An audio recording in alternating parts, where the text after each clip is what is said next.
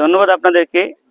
আমরা সবাই জানি যে আমাদের মহাসড়কগুলো দায়িত্ব আমরা হাইওয়ে পুলিশ পালন করে থাকি। বিশেষ করে এই মহাসড়কের নিরাপত্তা এবং ভেহিকেল যেগুলো চলে সেগুলোর সুষ্ঠু ব্যবস্থাপনা, ট্রাফিক ব্যবস্থাপনা, এগুলো আমাদের দেখতে হয়। তো দেখা যাচ্ছে এক একটা থানায় তার এওয়ার 70-60 কিলোমিটার করে হয়। তো এই দীর্ঘ মহাসড়ক পাহারা দেওয়ার মধ্যে আমাদের পর্যাপ্ত ভেহিকেলের অভাব আছে, আগেও ছিল।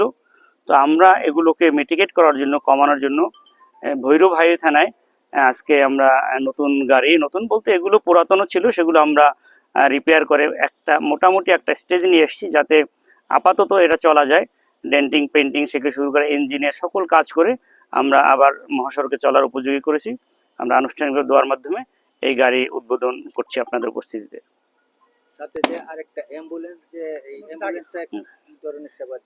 অ্যাম্বুলেন্সটা আসলে আমাদের এই সিলেট রিজিয়নে একটা অ্যাম্বুলেন্স আছে, এটি সিলেটে থাকতো, কিন্তু যেহেতু ব্রাহ্মণবাড়িয়ার অংশ এবং ভৈরব এদিকে সমস্যা বেশি, এদিকে অ্যাক্সিডেন্টের সংখ্যাও বেশি, সেই কারণে অ্যাম্বুলেন্সটা আমরা সিলেট থেকে ভৈরবে নিয়ে এসেছি। এটা আপাতত এখানেই থাকবে।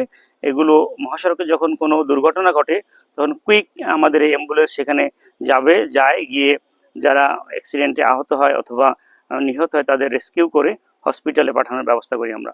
আপনাদের মাধ্যমে এই অ্যাক্সিডেন্টে যারা আহত হবে বা নিহত হবে, বিশেষ করে পরিবহন মালিক, শ্রমিক এবং যারা যাত্রী, তাদেরকে অবগত করতে চাই যে এরকম বিশেষ করে ভৈরব এবং ব্রাহ্মণবাড়ি অংশে যদি এরকম কোনো অ্যাক্সিডেন্ট হয় আমাদের খবর দিলে আমরা এই অ্যাম্বুলেন্স পাঠানোর ব্যবস্থা করব।